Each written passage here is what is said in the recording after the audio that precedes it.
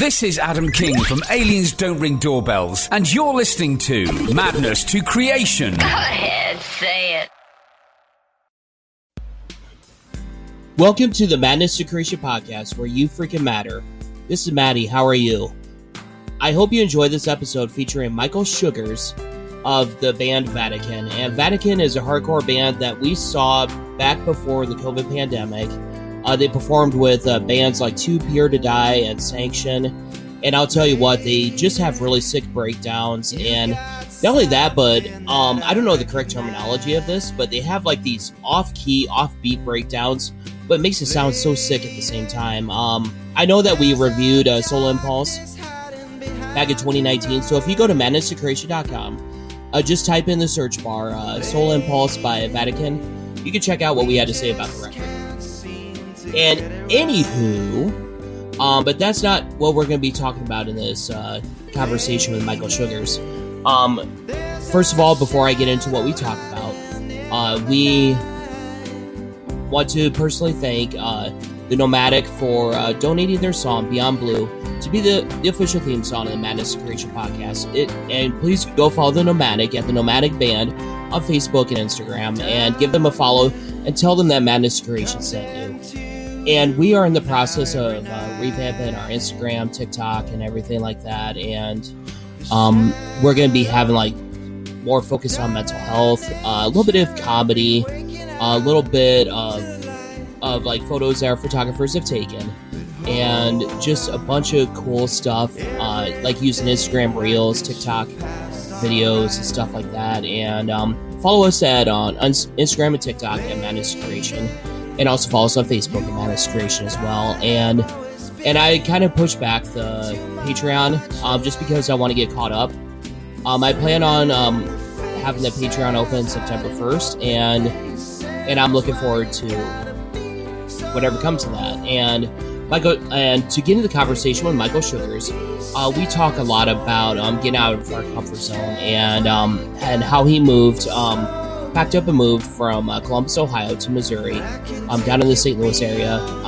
He works in car insurance by day, and he fronts his band by night. And we also talk about what the current status of the hardcore band Church Ton is, and we also talk about Vatican's double single entitled Become a New God, and it includes the singles Fracture God and Absolute Reality, and they are based upon video games, anime, and all that stuff. And in the conversation about getting out of our comfort zone, Michael just talks about like how he was just kind of nervous leaving Columbus and finding new place to dwell in St. Louis, and it turned out to be very good for him. And we also get in a conversation about the singles and everything like that. And I would strongly recommend that you follow this band, Vatican, because they're great. They've gotten amazing reviews from like Brooklyn Vegan, Revolver, and of course Madness Creation. And I'm not trying to put ourselves in the same conversations with Brooklyn Vegan and Revolver, but when we review something and we like it, consider that to be a compliment, because I guarantee we review maybe 5% of the stuff that we get. So yeah, it's just kind of one of those things. We're picky, but if we like it, we really, really like it. And if we don't really care for it, we just say, hey, we pass on it. You know, we don't really want to hurt anybody's self-esteem or anything like that. And yeah, just check out Vatican on Facebook and Instagram, and just check out what's coming up for them. And we just get in this awesome conversation, and hopefully you guys enjoy it. And also find our podcast, that's what it's called, on the following platforms. You can find it on Spotify, Spreaker, SoundCloud, iHeartRadio, YouTube, Podchaser, Podcast Addict, Geo7, and Google Podcasts. And I'm actually working on a partnership with a major website coming up, and we're just in pre-talks. We actually met today, and hopefully there'll be something coming up with that, and I will always keep y'all updated. So on that note, here's our conversation with Michael Sugars of Vatican. Take it away, Michael. Welcome to the Madness to Creation podcast for self-care and music marriage. This is Maddie. How are you? Hopefully. Here we have is Michael Sugars of Vatican. Michael, how you doing? I'm doing pretty good. How are you? I'm doing great. And kind of the first thing I kind of talk about is just kind of backgrounds and stuff like that, because part of it is I've gotten in this habit throughout the previous episodes. I tend to have a little bit of an ADHD complex where I tend to kind of gawk at people's backgrounds. I notice it's just kind of orange and white. So tell me what your favorite things that are those colors. Orange and white. Naruto, vanilla ice cream, this coffee mug. Nice. I am an enjoyer of orange sherbets very much. What else do I like that is orange?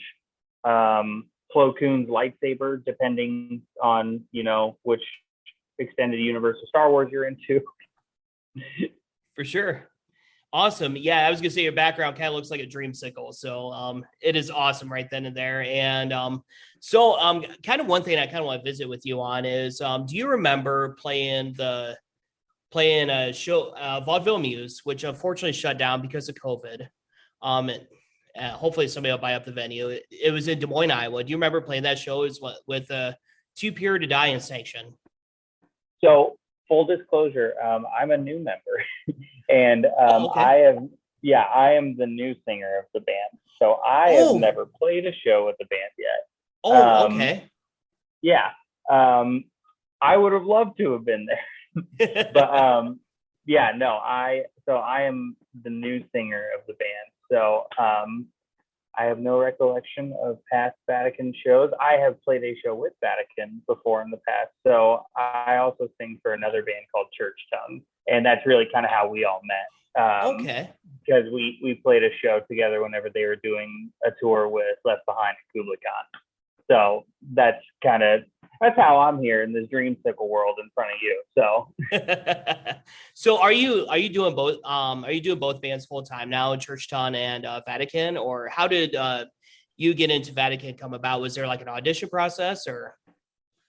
So yeah, I mean, Church Tongue is effectively just kind of like it's definitely not broken up, and like it's not anything's going to happen with that again, but it's kind of on pause right now. I'm doing Vatican full time, and our guitar player from Church Tongue, Nico, he now plays in Knock Loose now. So we're both pretty busy, and it's kind of just like when we have time to get together and get the rest of Church Tongue together, we will continue making more music in the future.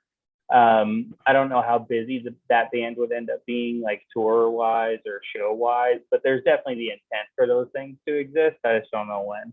Sure. But really, Vatican is, very much like 100% my thing now.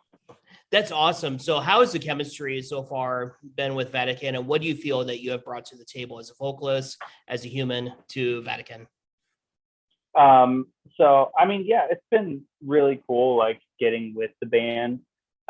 Really, we kind of linked up just over the pandemic, like this past fall. We're in the peak of the pandemic. Things are just happening. I'm working at my car insurance job. Just the days are just kind of melting into each other. I don't know. I didn't wear shoes or pants for a really long time. Yeah, just like, I'm just kind of living my day by day, whatever things are happening. I'm playing video games. And one day, Hosian, our drummer, he messages me, and he's asking just kind of like what I'm into right now, like what's Church Tongue doing, just how's life, like what's going on, and what are you into right now. And I'm just under the assumption that we're just kind of like shooting it back and forth, just like talking or whatever. And then he just kind of hits me, and he's like, well, hey, like we're actually in the middle of looking for a singer for the band right now. We've parted ways with John recently, and got a couple demos and stuff, and just new stuff. So if you're interested, and depending on what you're doing, like, maybe I can send some demos over and we can just see what's going on. And so I was like, oh, that's pretty cool. So I had him send over the demos, and we just went in And then I drove down to Savannah. We hung out for like 4 or 5 days, and just kind of like got a feel for what it was like. All these people in the same room and everything, and like, is the chemistry there? Are the vibes good? Stuff like that. And the vibes were immaculate, and that it's definitely a really good chemistry. And I mean, we're all gamers. That's like deeply rooted in the band's identity, is that like we play video games, and like there's a lot of like those kind of aspects that have their hand in what we do creatively, but also just like it literally just helps us become friends easier, I guess, because we have all these common interests and we play these things together. And so we don't run out of things to talk about, really. But Awesome. Yeah, it's been really good, and like linking up with them, and like signing with UNSC, and just kind of getting everything out as we are now with us as a new unit of 5, with me stepping into this role that was previously someone else. It's been awesome. Yeah, and kind of several questions I have based upon what you just said. Do you find it to be kind of a challenge for you to step into the role of a previous vocalist? Was that kind of a different challenge for you, so to speak? It's my first time ever doing that. And, really, I think the most important thing for me going in, other than like, how cool can we make, these songs or something like that, I think the most important thing to me going into it is I wanted to come in from a place of respect, because I didn't know John very well before joining the band. We're pretty tight now, so like that's cool. But I didn't know John very well before I joined the band, and I had already like enjoyed the band a lot previously before I ever was even considered to be, in it. So for me, I was like, yeah, I want to come in. I want to do my thing. I don't want to like try to do the exact same thing John would have done, or try and mimic him, I guess.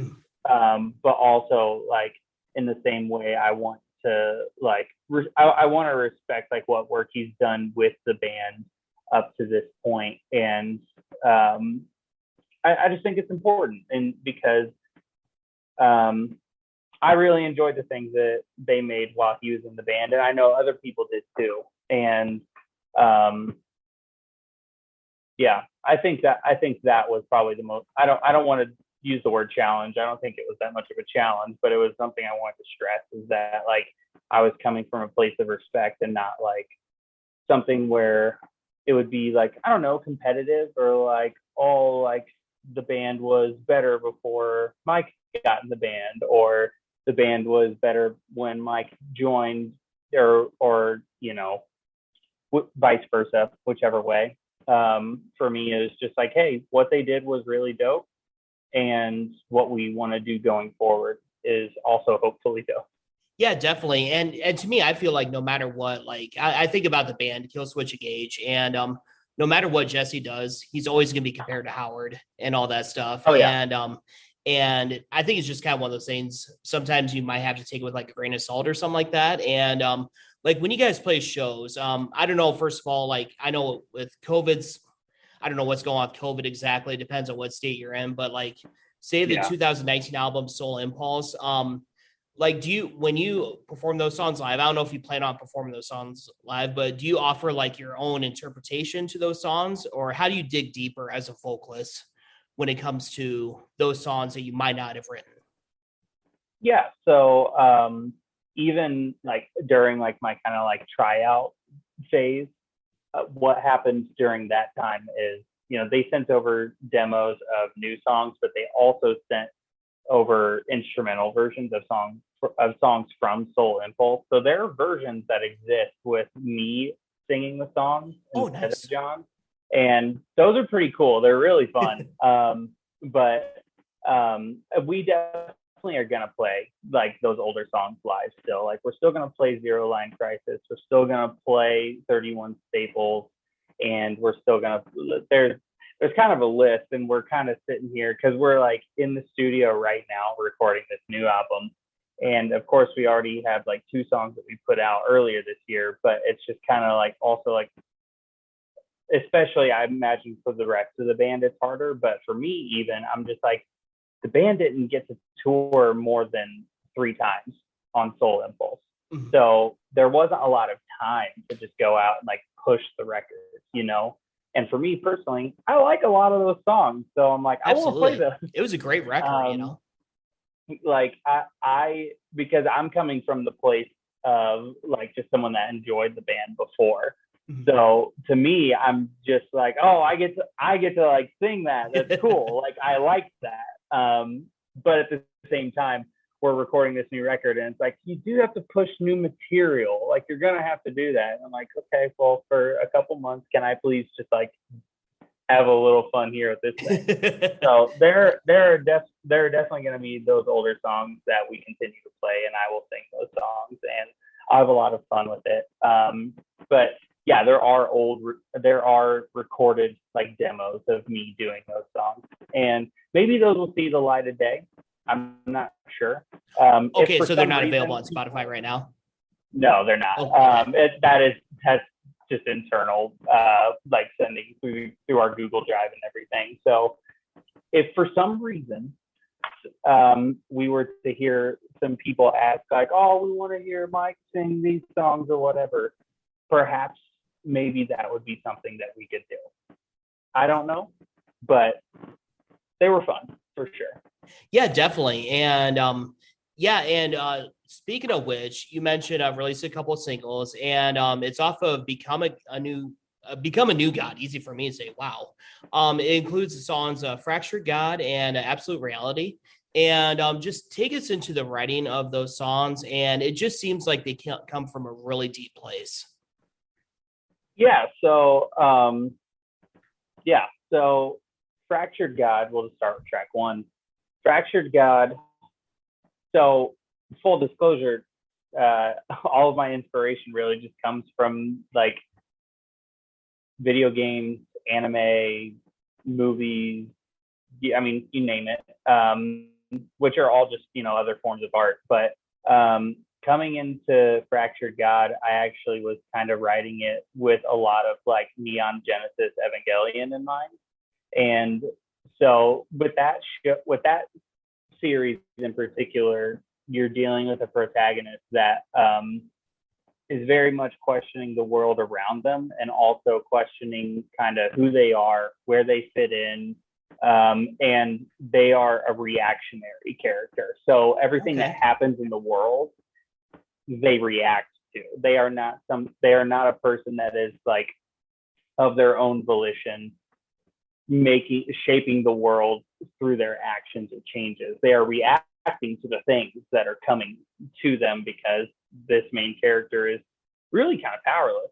And amazing show.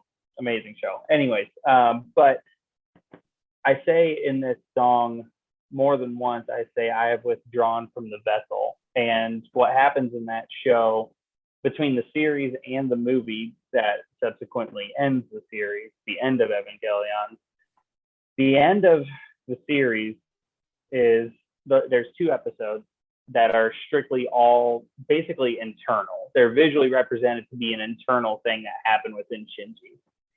Whereas the movie is more so what happens on the external.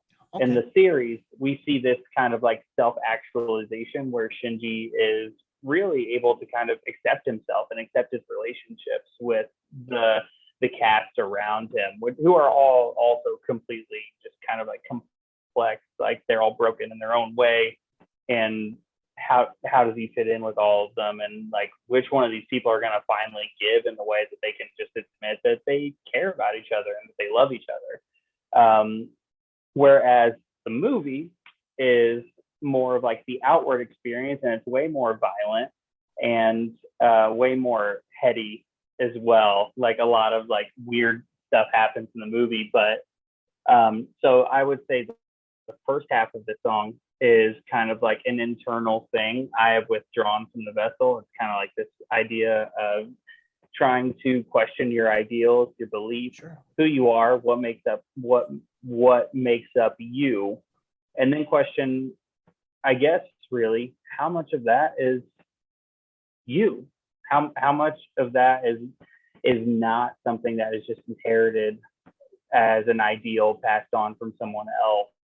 Or, obviously a lot of people grow up with, parents or parental figures, and those parents or parental figures are going to impart lessons, knowledge, those kinds of things onto the child they're raising. And you have to ask yourself, I guess, as an adult, like, what do I believe? Like, how much of what has been thrown at this wall that is my persona, how much of that is going to stick? And then, whereas on the second half of the song, coming out of the solo, I say, I have withdrawn from the vessel again. And this is actually more like a physical representation that I kind of try and be pretty obvious that I'm painting, because then I say shortly after, it's like, seizing over an ashen sky, the earth scorched by dogma, and so on and so forth. And I'm really trying to say that not only is there this internal thing that happens, but physically what happens as well within this song and this character is that this person is literally kind of like drawing away from the earth and watching it kind of destroy itself, and ask himself where he fits into all of it. So it's kind of heady, but it's really all just based on one anime. And I turned it into a breakdown.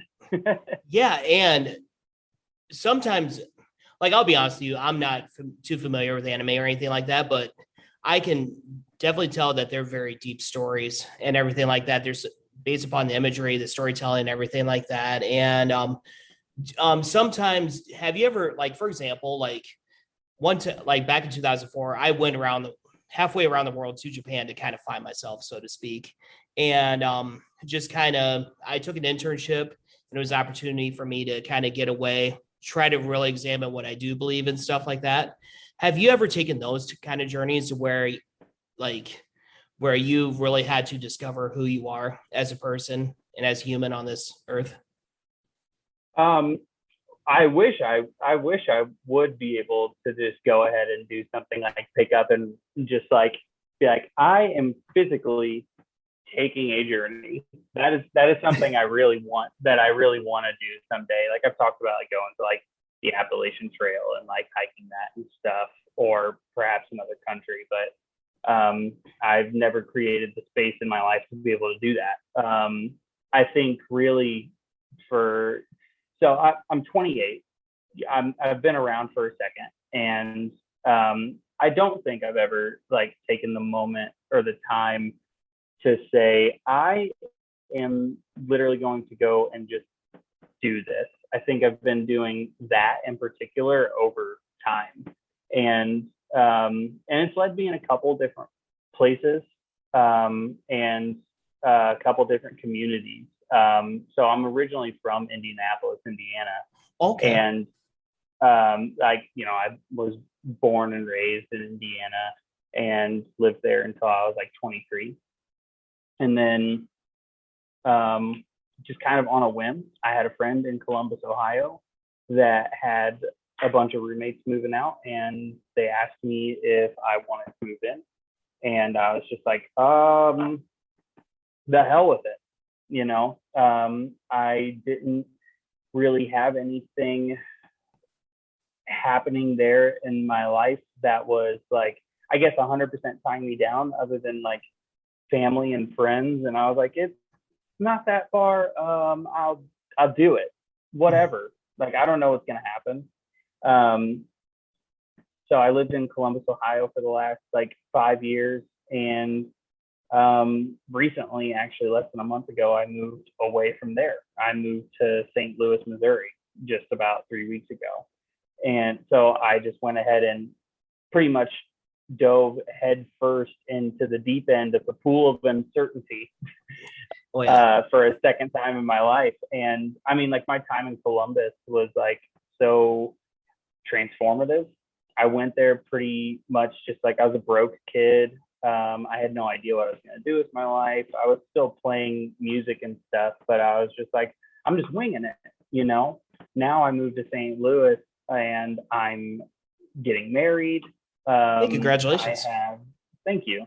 I'm getting married. You know, my fiance is wonderful. She's amazing.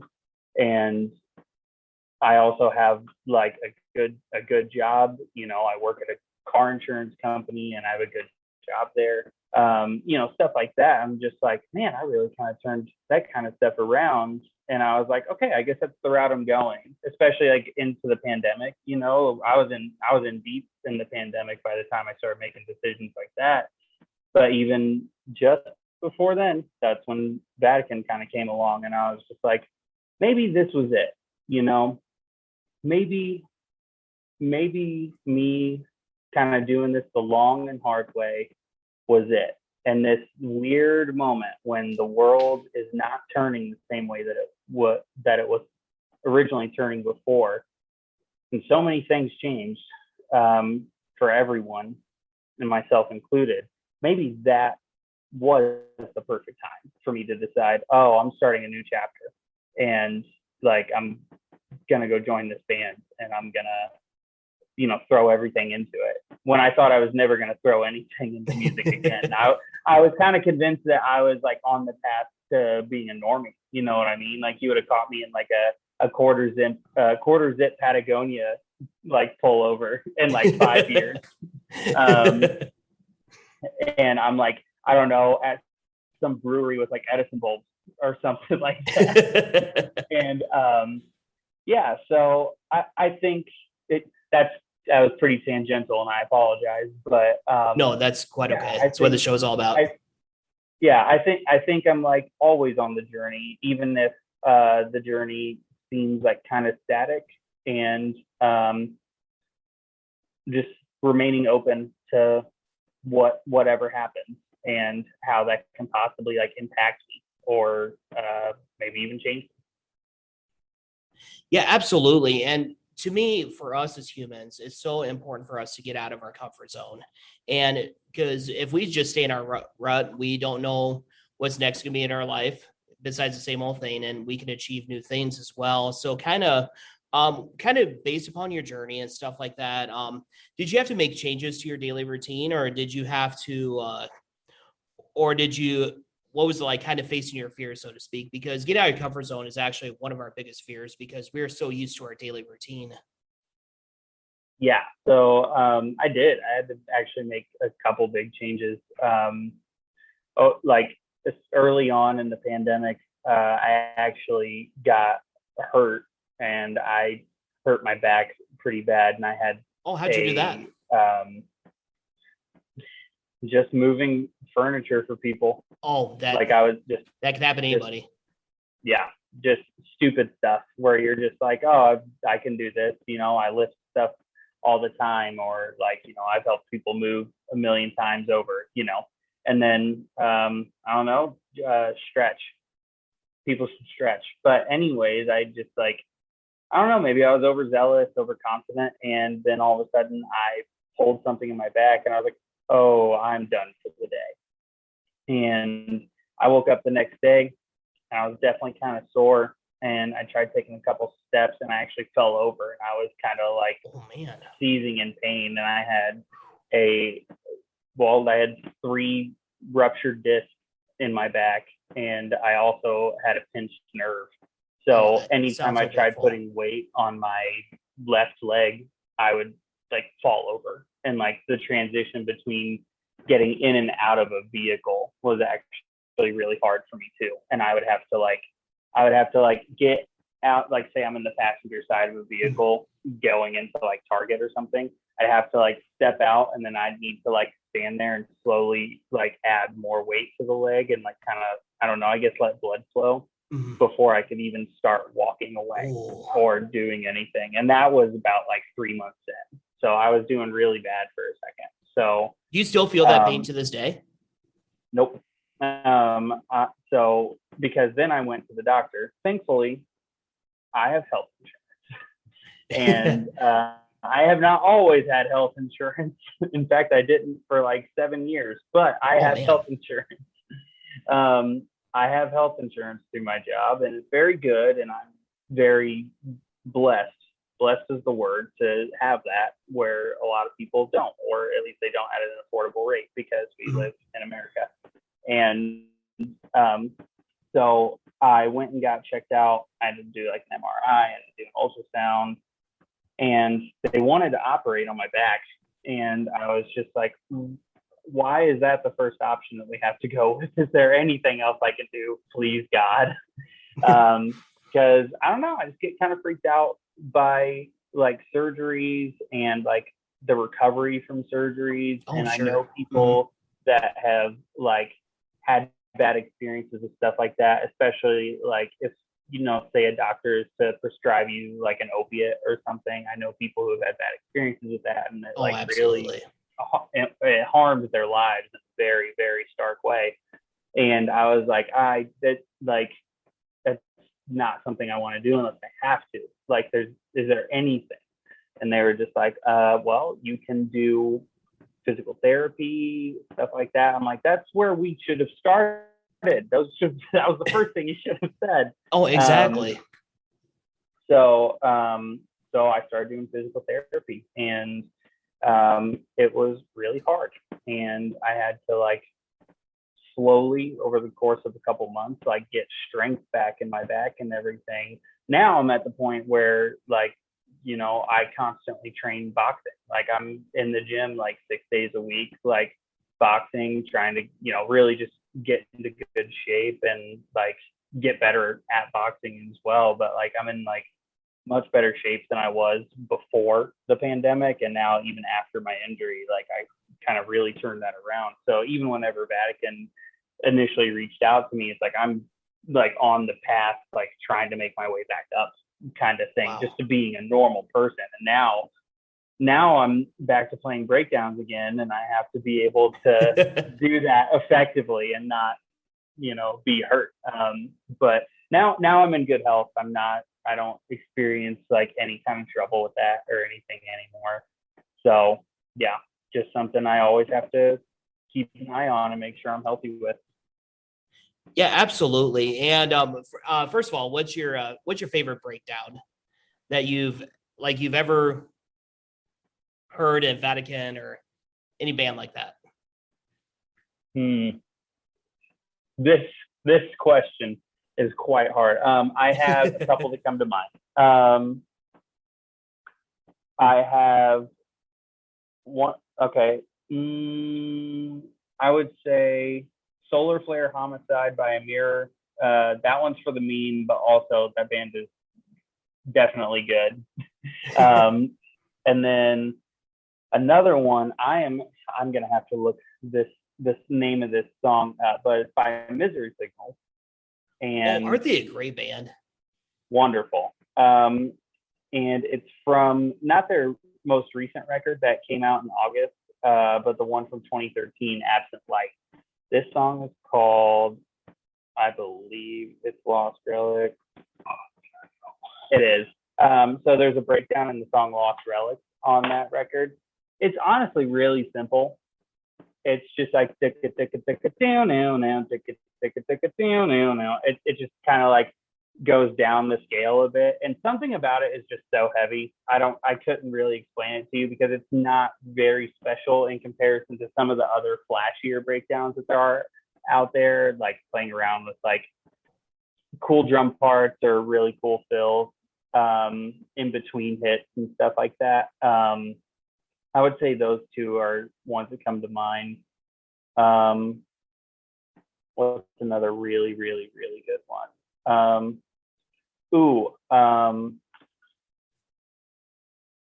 One other one by Kublai Khan is they're fantastic. Wonderful band. But from the record Nomad, BC, the breakdown at the end of that, classic, just dig it, then dig it, then dig it, just like super simple. It's just it's such a classic, just like I don't know, just Mosh Breakdown. And that was a standout record for me that year. But yeah. That's awesome. And I know you're heading to the studio in just a couple minutes. So what's your mindset as you go into the studio? Like, how do you prepare your vocals and what's your mindset? There are two rules that usually come to play anytime we're writing anything for Vatican. Is it dope? And is it funny? Because chances are, if you just tracked something or wrote something and everyone like giggles at it, or like someone just goes, "Oh, that's hilarious," like we're just like, "Oh, it should definitely make it." Then, I mean, Fractured God is that song is, I'm pretty sure, clocking in at just under 2 minutes and 30 seconds, and there's a guitar solo in it, and it's just because why not? It's hilarious. So I think my mindset is tap into dopeness and write things that I think are kind of funny, while at the same time, like, I put like all this thought into it and like want it to be like cool and like thoughtful and like perhaps smart, depending. But at the same time, like really at the core, I can write something that is like what I think is like perhaps profound or awesome. And I go, yeah, but it doesn't sound that cool. And I just will axe it and get rid of it entirely because I'm like, yep, not dope enough. So I think that's everyone's mindset, is just make things that are awesome and just unapologetically us and what we think is cool. Yeah, absolutely. And that's one thing I really appreciate about Vatican, is that you guys are dope.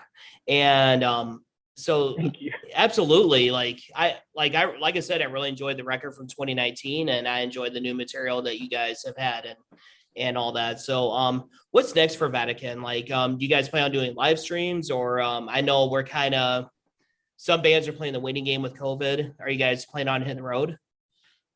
So, I mean, yeah, we're seeing a lot of tours get announced, right? There is no shortage of breakdowns coming across the United States of America right now. Or if not right now, like within like the next month or so. Sure. And I cannot divulge secrets until they are announced, but yeah, we are going to be playing shows. That is what is planned. I'm open to anything, though. I don't want to be naive and assume that everything is over and that we're 100% out of the woods, but I am hopefully optimistic. So, because I would like to get back into the live show setting, and I know a lot of people would. However, I think us and hopefully other bands feel a way where we're just like, we don't want to make anyone feel weird about it or perhaps uncomfortable, which I guess you wouldn't be there if you didn't feel comfortable anyways. But either way, like we want it to be fun, and we want that feeling back, and we might be there. There are things confirmed, but we'll see. We'll see if no one ruins it for us before it happens. Yeah, definitely. Let's knock on wood. Let's hopefully nobody ruins it for anything or for anyone. I mean, and where can people check out Become a New God and everything like that and find you guys? Spotify, Apple, YouTube. Pretty sure we have that all up on Bandcamp as well.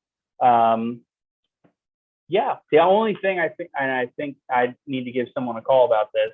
I recently found out that the songs aren't on SoundCloud. I don't know if anyone on SoundCloud listens to the genre because I never hear of it, but don't look for us there.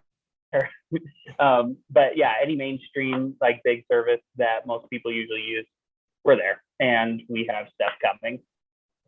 Awesome. And Michael from Vatican, thank you so much for taking the time to interview with us for Madness Creation Podcast. This is so much fun, and you have an open door anytime you want to come back. So thank you. Of course. Thank you for having me. Yeah, absolutely. I better let you go to the studio. Yeah, for sure. Have a good night. All right. You too. Bye.